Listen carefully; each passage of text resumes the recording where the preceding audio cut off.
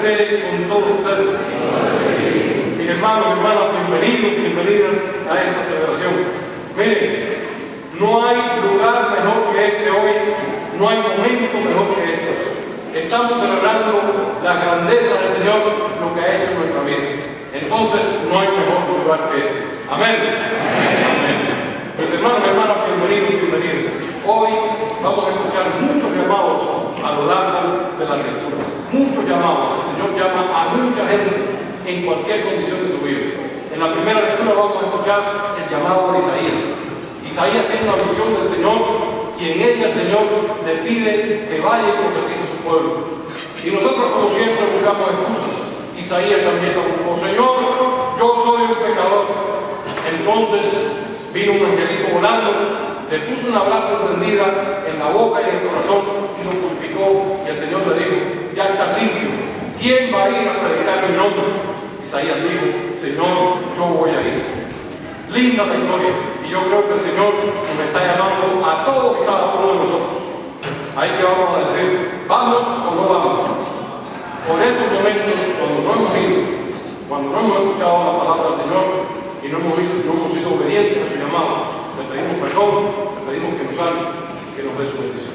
Tú que quitas el pecado del mundo, Señor, Señor, ten piedad. Señor, ten piedad de nosotros. Señor, ten piedad de nosotros. Tú que nos llamas al amor, Señor, ten piedad. Cristo, ten piedad. Cristo, ten piedad. Cristo, ten piedad de nosotros. Tú que llamas a transformar el mundo, Señor, Señor, ten piedad. Señor, ten piedad. Señor, ten piedad de nosotros.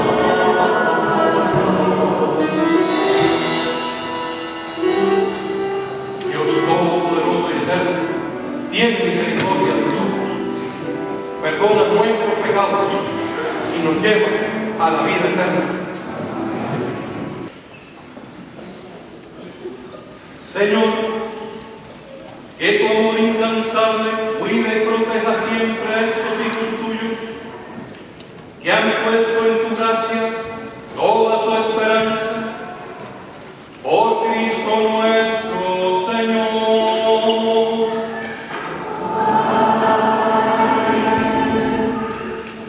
Lectura del profeta Isaías. El año en que murió el rey Osías, vi al Señor sentado en un trono elevado y magnífico, y el ruedo de su manto llenaba el templo. Por encima de él había serafines de pie, y gritaban, respondiéndose el uno al otro: Santo, Santo, Santo es el Señor de los ejércitos. Su gloria llena la tierra toda.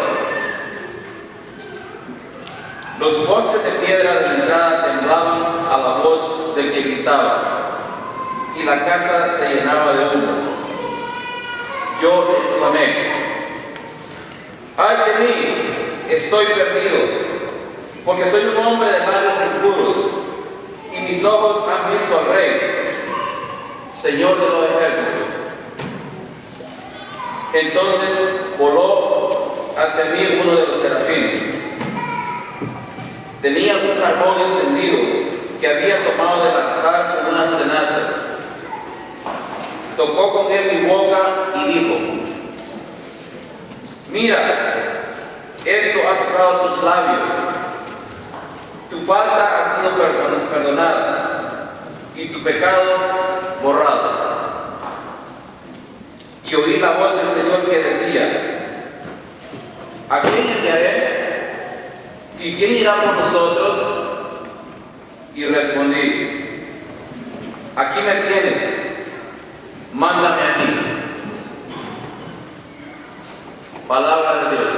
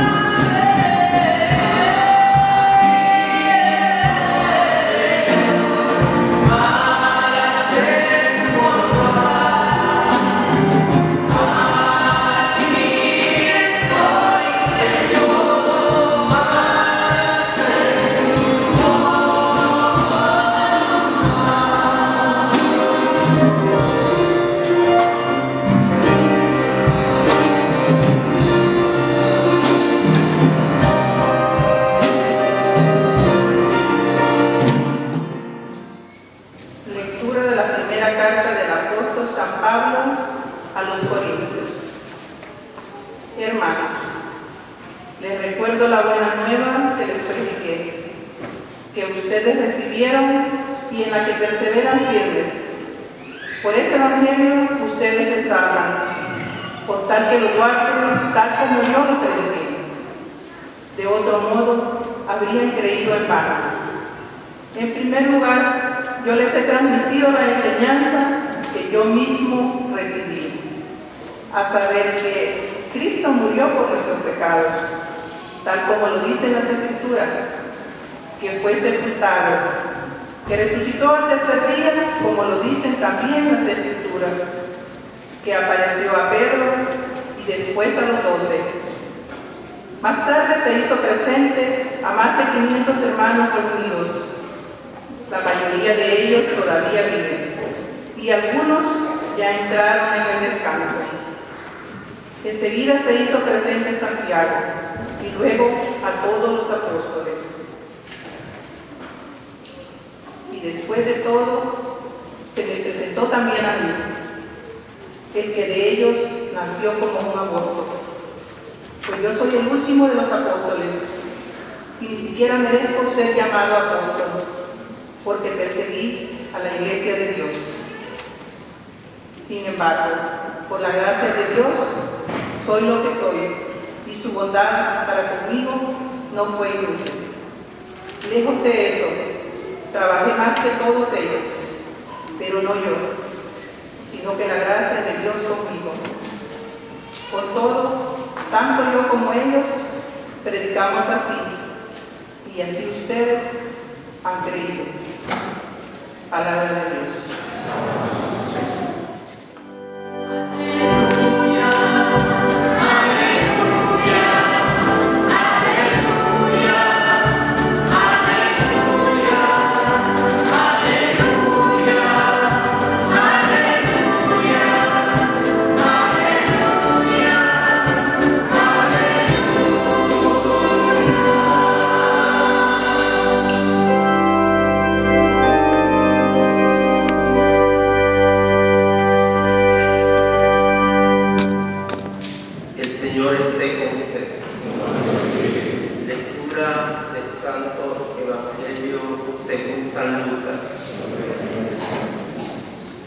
En aquel tiempo había mucha gente que se apretaba alrededor de Jesús para escuchar la palabra de Dios, y él estaba de pie a la orilla del lago de Genezaret.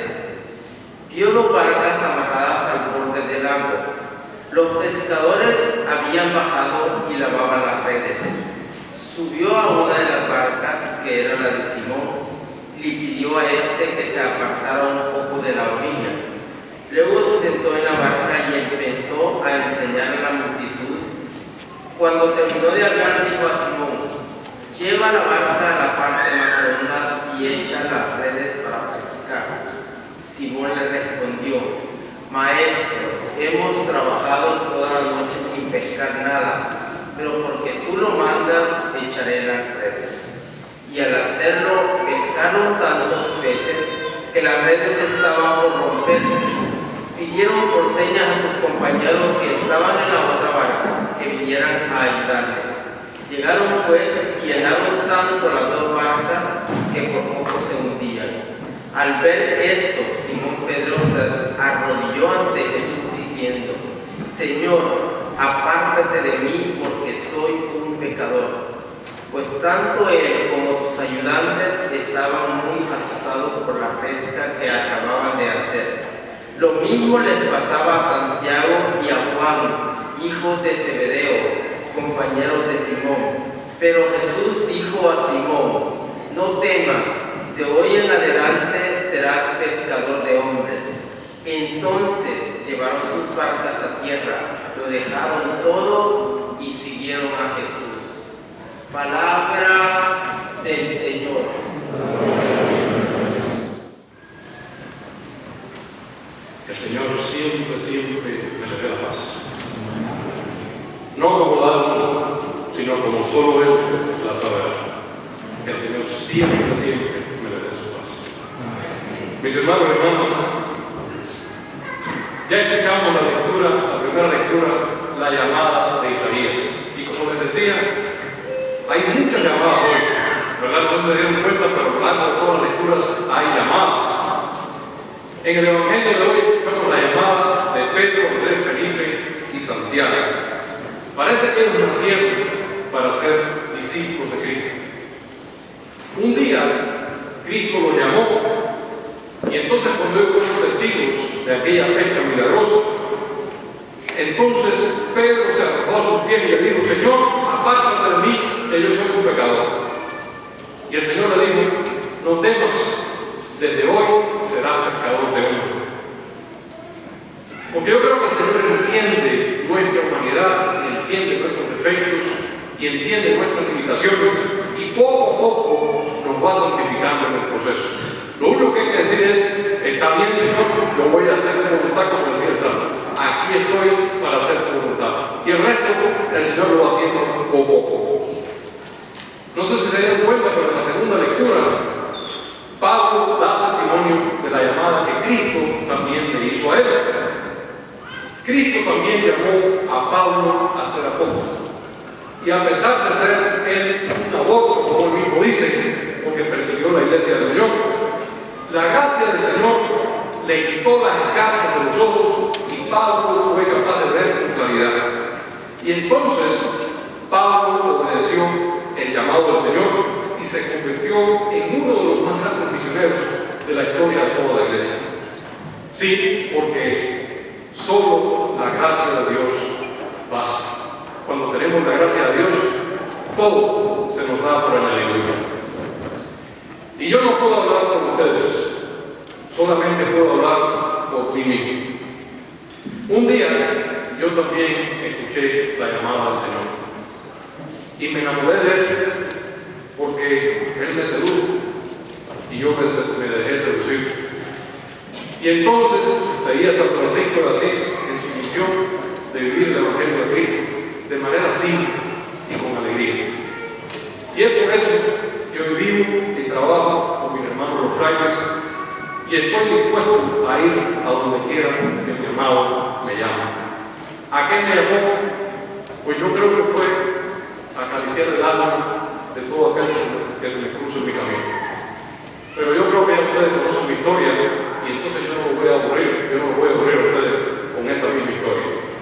La pregunta es: ¿a qué vinieron ustedes?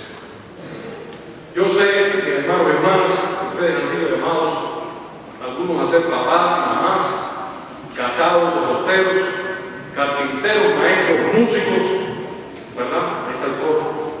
Artistas, constructores, diseñadores, catequistas, etcétera, etcétera, etcétera. La lista no se acaba. Yo creo que el Señor nos llama a nosotros a cosas tremendas. Por muy sencillas que sean, son cosas tremendas. Y eso está muy bien. Pero yo creo que muchos de ustedes también han escuchado la llamada de Cristo ahí en lo profundo del alma, a seguirlo de una manera especial, con el carisma franciscano, con el carisma del pobrero de Asís, viviendo el Evangelio en simplicidad y con alegría. Y eso se puede hacer como fraile, se puede hacer como hermano religioso, e incluso se puede hacer como también hermano laico, así como ustedes. Para eso tenemos la orden franciscana central aquí en nuestra parroquia.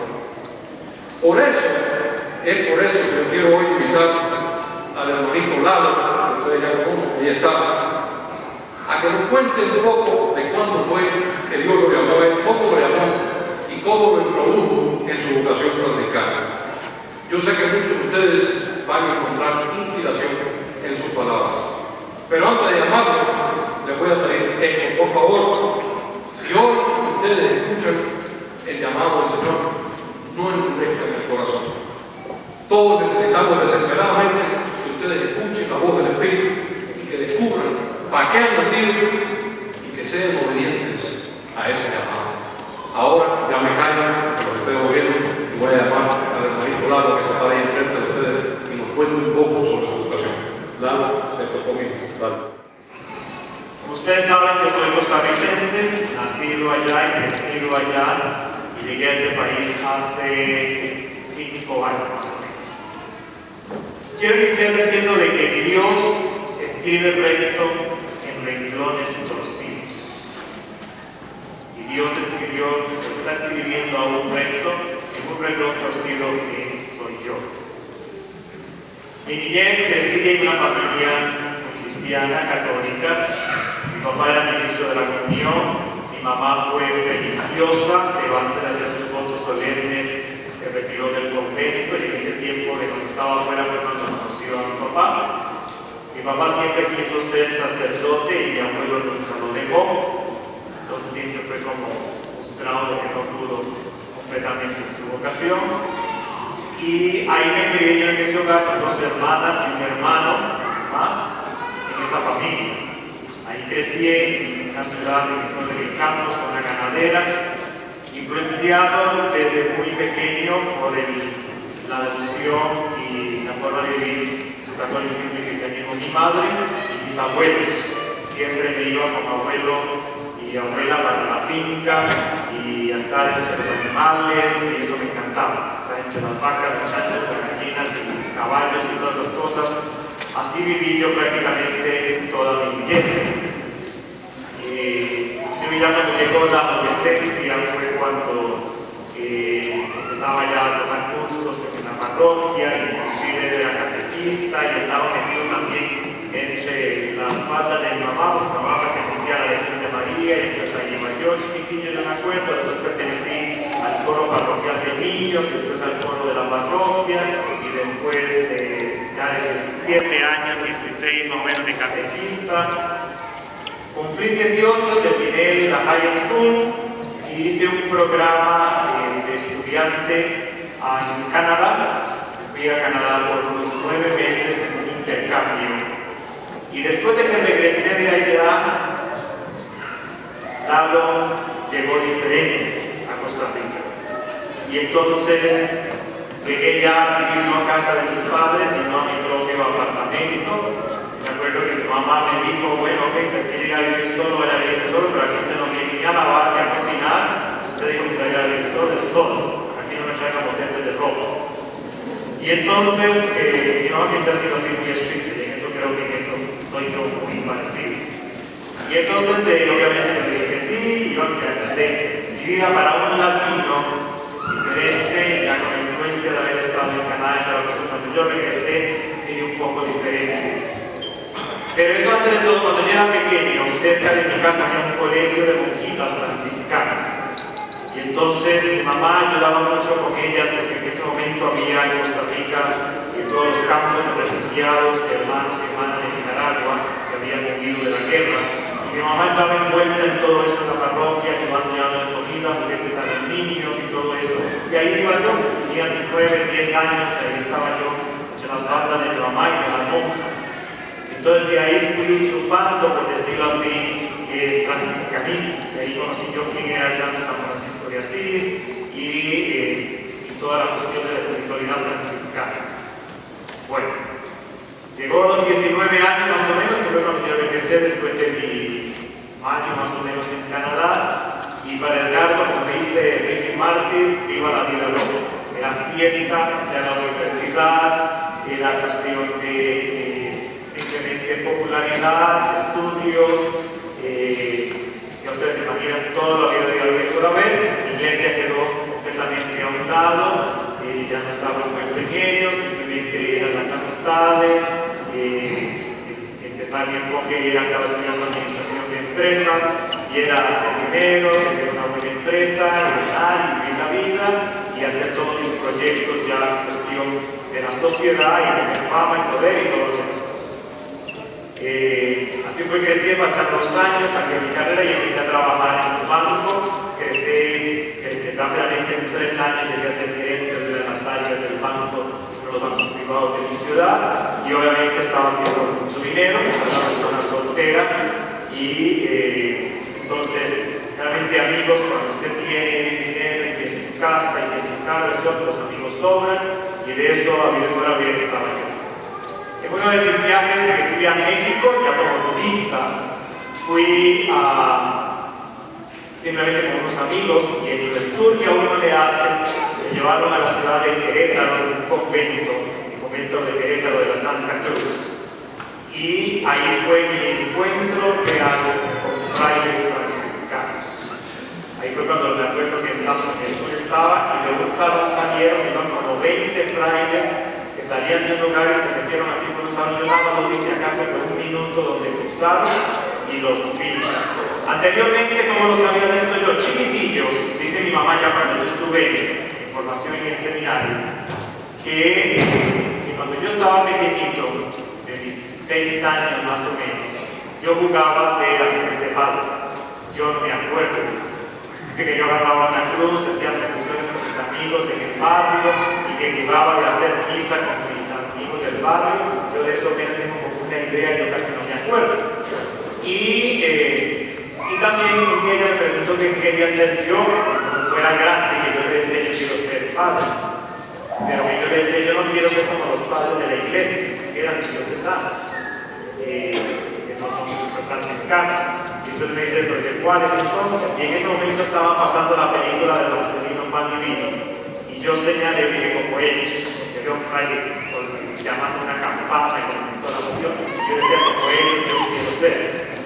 Yo de eso no me acuerdo. Esas cosas me las escribió mi mamá por carta cuando yo estaba en mi 2º año de convento. Entonces, cuando yo entré y los vi a ellos en México, a los frailes, fue mi primera vez que vi frailes ya de carne y hueso. Eran ni en película, ni eran las estatuas San Francisco que tenían las monjitas en la escuela, sino eran ya frailes de verdad. Y entonces, yo durante el día logré hablar con uno de ellos, estuve conversando. La cosa es que para no hacerlo muy largo, yo regresé a Costa Rica, obviamente, y durante 6 meses, eso que durante ese estuvo dándole. Todo lo que mi madre y yo había crecido, desde que yo era un bebé hasta tener 18 años, antes de yo irme para Canadá, volvió a reactivarse en mi vida. Por eso es que yo siempre digo que lo que bien se inculca cuando está niño, aunque el hijo después se desvíe, regresa a la casa del padre. Entonces, mamá, no se desesperen tanto cuando hay un adolescente que se descarrió. Si usted lo hizo bien cuando estuvo pequeño, algún día regresa y esos frutos se dan. Y entonces, ya a mis regresos tuve como así prácticamente 6 meses con esa inquietud otra vez vocacional. Estuvo fuerte, a veces no que no dormía, y todavía estaba trabajando en el banco como gerente y toda la cuestión. La cuestión es que contacté a los frailes en México y en un año, más o menos año y medio, yo ya estaba en México haciendo toda mi cuestión de ingreso al seminario con los frailes franciscanos en México. Y ahí inicié el proceso, el primer año, el segundo año, y el tercer año viví momentos difíciles, funcionó porque era el único centroamericano, el resto de mis compañeros que eran como 18 eran mexicanos, entonces el trato era un poquito futuro diferente. Hubo momentos, noches que sí, que lloré frente del Santísimo y cosas, pero la mayoría estaba contento y realizado con mi vocación, me sentía que completamente esto es lo mío y feliz. Pero Dios todavía tenía muchas cosas que hacer en mi vida. Y Dios no llega hablándome como un ángel, y Dios habla en la Escritura y habla también en las circunstancias, en las situaciones de la vida. Mi hermano menor de 16 a los 16 años, el menor de todos los 4, empezaba a tener problemas de depresión, esquizofrenia, y cuestiones de esas, y de depresión muy fuertes. Y empezó a escribirme cartas y cuestiones de que me sentía solo, que me había dejado solo, que yo me había ido para México con los frailes, mi otra hermana ya estaba casada, y yo vivía en la casa, y mi otra hermana estaba en Austria en un programa de estudios allá en Europa, entonces él estaba solo con los niños que eran mis papás, y empezó toda una problemática y una situación muy dura para mis papás, y así fue todo prácticamente mi año de noviciado, un año fuerte espiritual. Lo pasa completamente chupando de la espiritualidad franciscana y noviándose con Cristo antes de hacer los votos. Y un tiempo después, prácticamente un año y resto, fue cuando la problemática de mi hermano se puso bastante grave y yo tenía que decidir entre si Dios me estaba llamando a mí realmente para estar acá y dejar todo el rollo ya con mis papás de mi hermano o regresarme a Costa Rica y apoyar para que yo pudiera con la situación de mi hermano. Me acuerdo que durante prácticamente 3 meses ayuné muchísimo, yo siempre doy testimonio del poder del ayuno, con la intención de la Santísima Virgen María, que es la Virgen del pueblito, donde el santuario donde yo estaba localizado en ese momento, y que fueron las dos cosas que a mí me fortaleció espiritualmente para decir: ahora no es el momento mío, ahora me toca estar con mi familia. Dejé el convento, me fui, regresé a Costa Rica. Triste, me acuerdo que cuando llegué al aeropuerto, estaban mis papás que me estaban recibiendo y todo el asunto, lloré muchísimo, pero no lloraba de alegría de estar con ellos, de ver a mi papá trabajar esto por 4 años, sino de que había dejado mi convento, que había dejado los frailes, que había dejado mi vocación. Estaba ahí con cuestión de responsabilidad de hijo y de hermano, pero estaba mi corazón partido en ese momento. Para hacer más corto el asunto, porque el tiempo corre, 4 o 5 meses más tarde mi hermano se suicida. Nada más estaba esperando que mi hermana llegara de Austria, dice la psicóloga que nada más estaba prácticamente planeando que estuviéramos todos en Costa Rica. Mi hermano partió a la casa del padre y después de eso obviamente todo en la casa completamente cambió. Mis papás quedaron completamente destrozados y obviamente yo vi mi vocación completamente hasta que llegó. Ya no hay más. Entonces dije, bueno, ya no puedo ser fraile. Los frailes tienen que estar fuera muchas veces de su país.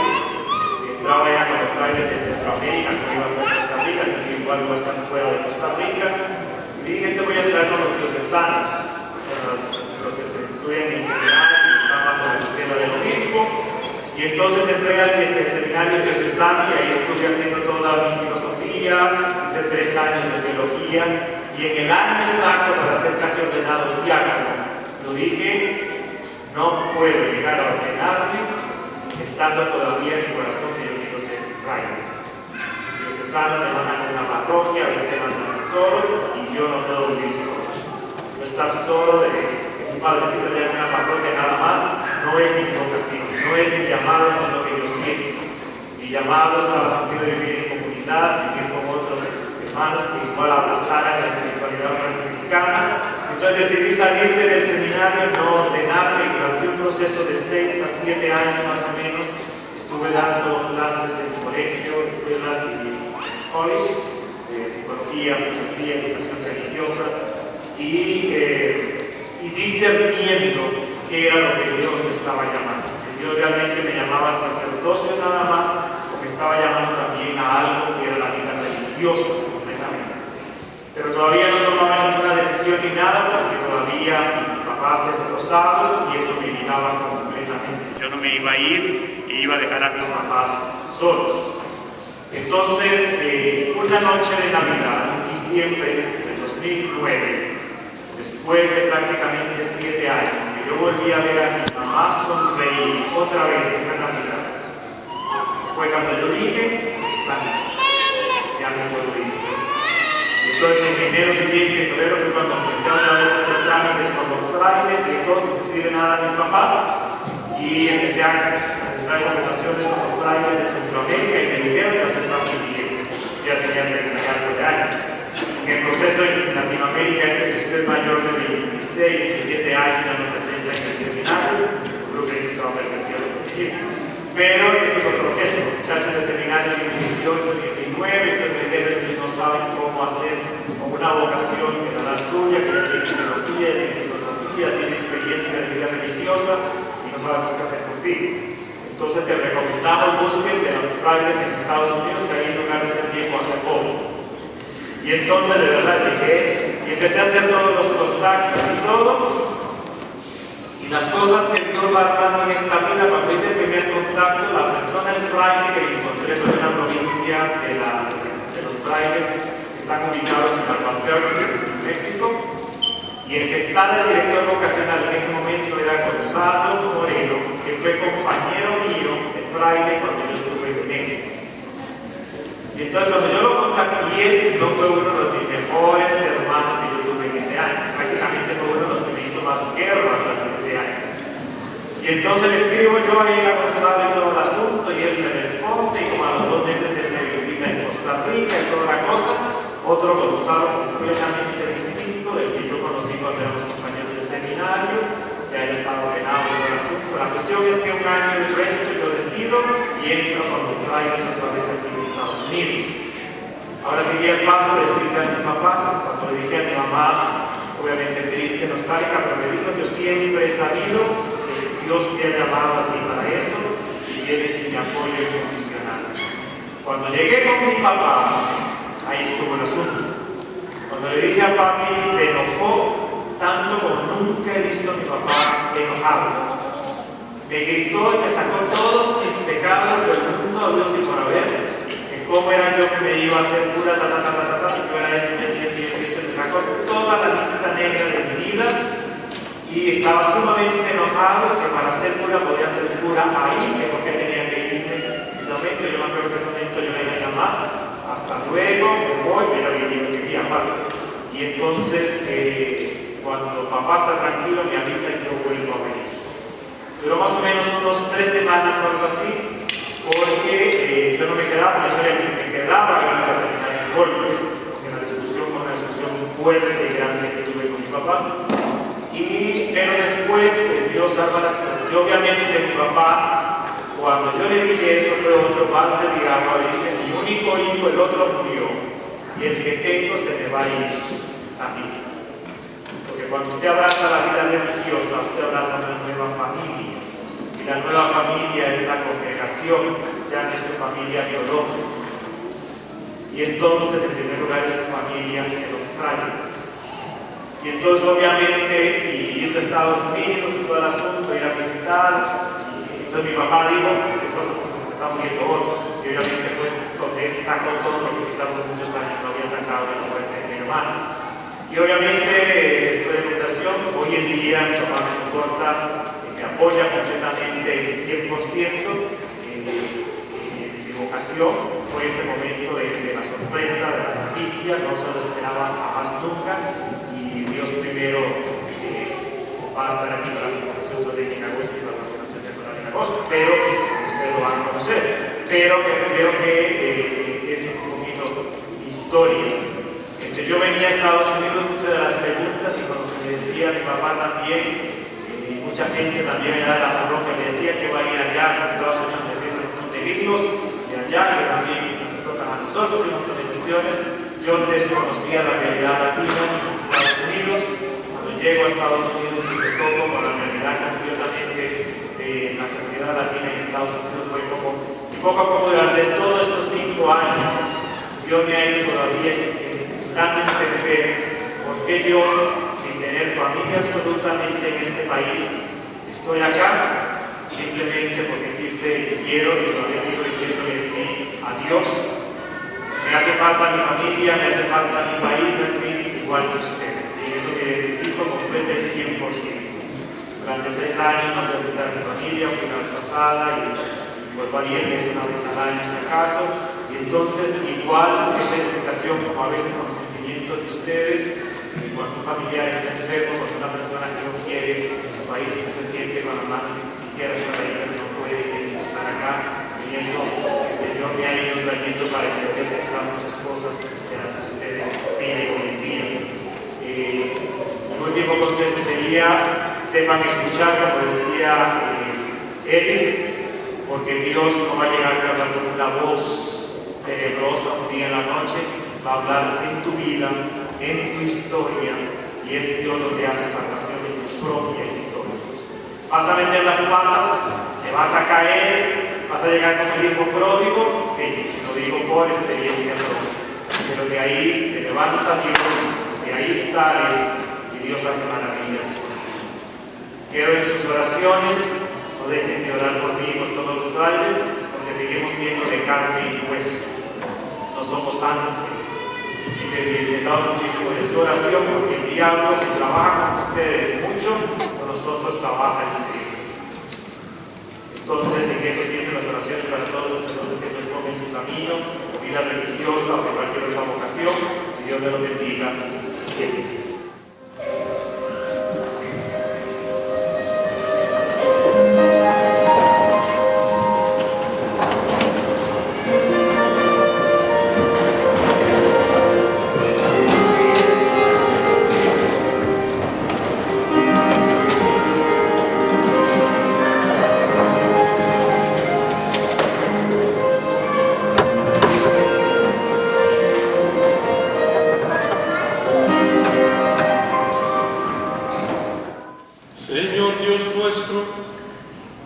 que nos has dado este pan y este vino para reparar nuestras fuerzas, conviértelos para nosotros en sacramento de vida eterna.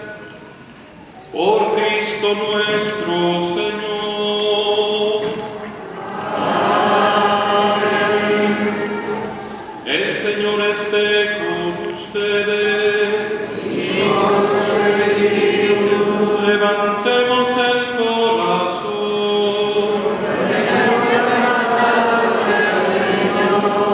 Demos gracias al Señor nuestro Dios.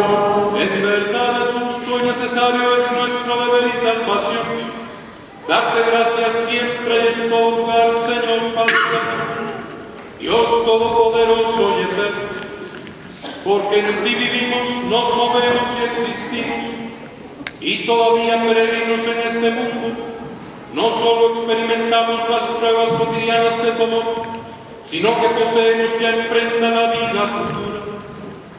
Pues al poseer las primicias del Espíritu, por el que resucitaste a Jesús de entre los muertos, podemos esperar que un día sea nuestra la Pascua eterna. Por eso, Señor, te damos gracias y proclamamos tu grandeza, cantando con los ángeles el himno de tu gloria. Santo, santo, santo, santo, santo es el Señor, Dios del universo. Llenos están los cielos y la tierra de su gloria. Hosana en el cielo, bendito el que viene en el nombre del Señor. Hosana en el cielo, hosana en el cielo.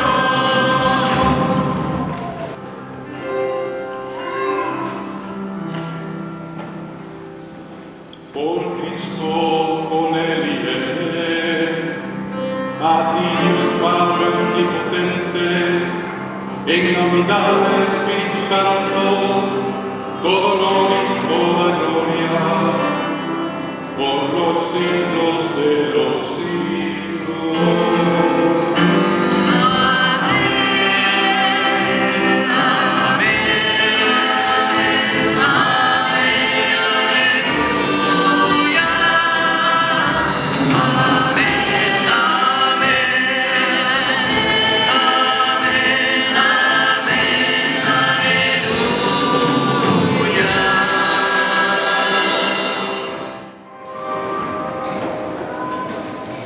Renuévame con la esperanza de ver tu regreso.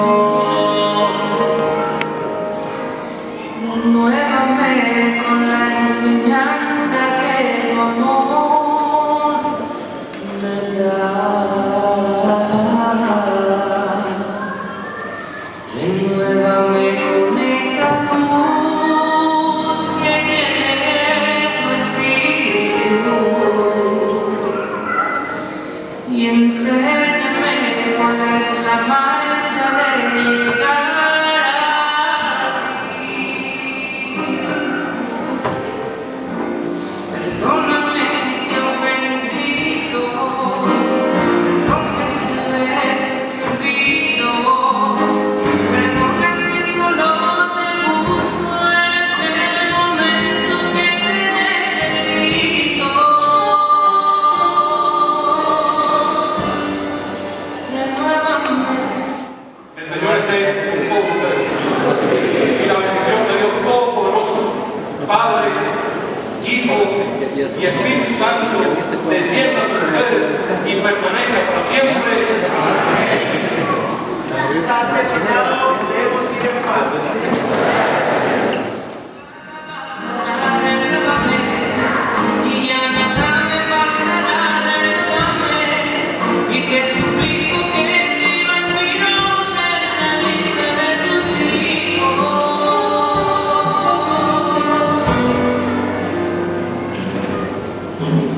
Renuévame con la esperanza de ver tu regreso.